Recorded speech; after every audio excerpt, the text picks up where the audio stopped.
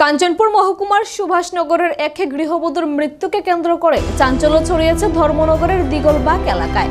সেখানে অবস্থিত Takshashila nursing home, যার কর্ণধার ও চিকিৎসক তপন শর্মা অভিযোগের কেন্দ্রবিন্দুতে। পরিবার পরিজনদের অভিযোগ, গল ব্লাডার স্টোন অপারেশনের জন্য ভর্তি হওয়ার পর চিকিৎসকদের গাফিলতির কারণে মৃত্যু হয়েছে ওই গৃহবধূর।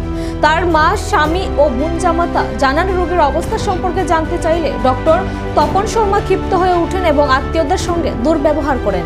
ঘটনার খবর ছড়িয়ে পড়তেই ধর্মনগর আরক্ষা দপ্তর ও মহকুমা প্রশাসন তৎপর হয়ে ওঠে। দ্রুত ঘটনাস্থলে পৌঁছান ডিসি জিনিয়াস দেববর্মা সহ পুলিশ আধিকারিকরা।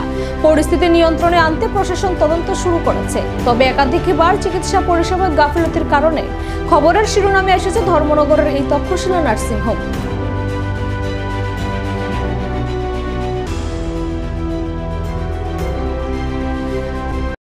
আপনার নাম কি? আমার নাম অজিত কুমার নাথ। কি হয়েছে এখন? তো গতকালকে আমি ডাক্তারবাবুরে আইনা সব রিপোর্ট দেখাইছি। এটা বাইরেতে সোনোগ্রাফি করার পরে গলব্লাডারে স্টোন ধরা পড়ছে। তো আমি এখানে আইয়া ডাক্তারবাবুরে রিপোর্ট দেখাইছি। দেখানোর পরে কার রিপোর্ট দেখাইছেন? ওই নিরুপমা নাথ পেশেন্ট, বাড়ি কাঞ্চনপুর। কোন জায়গা? কাঞ্চনপুর সাতনালা। দেখানোর পরে তাইনে কইছে একটা পিন হোল অপারেশন করতে লাগবো, তাইনে করে দিব। তাইনে আরও রিপোর্ট লেখছে, আরও টেস্ট লেখছে, ব্লাডের অনেকগুলো টেস্ট লেখছে, সোনোগ্রাফি আরও একটা লেখছে। তাই নিজে করব, নিজে করিয়া এইটা অপারেশনটা করব। তা আমরা কইছে তাই অফিসে স্টাফ কইছে তানলে কথা কও। আমরা আইছি, তানলে কথা কই। তাই নম্বরে কইছে টাকা এমন এমন লাগবে, অ্যামাউন্ট 40 থেকে 42,000 টাকা লাগবো, তোমরা আজকে কি ভর্তি করবাই না। আমরা কইছি যদি আপনারা সুবিধার্থে যদি টেস্টগুলো যদি ভালো হয় তাহলে ভর্তি করতাম না কেন। তারা আবার টেস্ট করছে, ব্লাড টেস্ট করছে, সোনোগ্রাফি করছে কালকে আবার। করার পরে তো কইছে ভালো, সাইড ভালো আছে, ভর্তি করাইলাম। আমরা ভর্তি করাইছি। করানোর পরে রাত্রে আবার ইসিজি টিসিজি করছে, হার্টও দেখছে। হার্ট দেখার পরে কইছে সব দিক ঠিক আছে, কালকে 11টা নাগাদ অপারেশন হইব। তা আমার কইছে আপনি বাড়ি যান গিয়া, তারা তাক লইব। মেয়ের মা সকালবেলা আইছে, আমার পরে 11টার দিকে তো অটির দোকানের কথা। আমি তো বাড়িতে ফোন করছি, ফোন করে কইছে হ্যাঁ হইয়া যাব। তারা আমারে ফোন করে কইছে যে 11টা নাগাদ ঢুকাই দিছে অটিতে।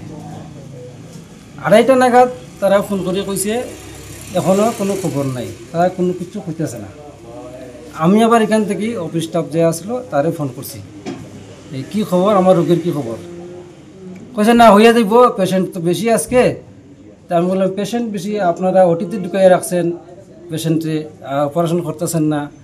আবার এখন অনেক পেশেন্ট দেখতে সময় লাগবো, ডাক্তারবাবু বিজি, তো ওটিতে ঢুকাইতেন না।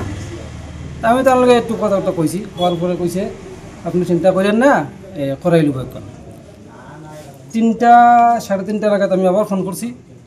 ফোন করার পরে ওটিতে ঢুকাইছে, তো ওটা অপারেশন করছে। করার পরে পাথর টাথর দেখাইছে তারা, তাই নিয়ে ভিডিও কল করে আমার দেখাইছে। এরপরে এখন অবধি কোনো রিপোর্ট নাই।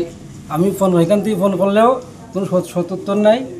আমার যে গার্জেন যারা রেখে গেছি এরারও কোনো কিছু কইতে আসে না, খালি একটা দুনুসুনুর মাধ্যমে রাখছে। শেষ অবধি তারা আমার মন সন্দেহ, মেয়ের মা তো মনে লাগে এতক্ষণ ধরে পেশেন্টের জ্ঞান আইতেছে না, কোনো কিছু কইতেছে না। আমারও ফোন করছে কান্দিয়া তুমি তাড়াতাড়ি আও। তাড়াতাড়ি আবার আমি এখানে দেখছি ডিসিএম স্যার আইছে, সব আইছে। আমি ডাক্তারবাবুর 2-1টা প্রশ্ন করলাম, তাই না আমার আঙুল দেখায় ধমক দিয়ে কথা কইছে, কে আপনি, কী করতে পারেন, কেস করেন আমার উপরে, এই করেন সেই করেন, অনেক কিছু কইছে। কইয়া কোনো সত্যত্তর নাই এখন পর্যন্ত। কি হইব, আদৌ কি সুস্থ হইব না আমরা অপেক্ষা করতামই কেন, কোনো কিছু কইছে না, চুপচাপ। এখন পেশেন্ট কি অবস্থায় আছে? পেশেন্ট তো কুমার মতোই আছে, সেন্স আইছে। ডাক্তারবাবুর নাম কি? ডাক্তারবাবুর নাম তপন শর্মা। এটা কোন হসপিটাল? এটা দিগলবাগ তক্ষশিলা নার্সিং হোম। আপনার নাম কি? আমার নাম অজিত কুমার নাথ। আর রোগী আপনার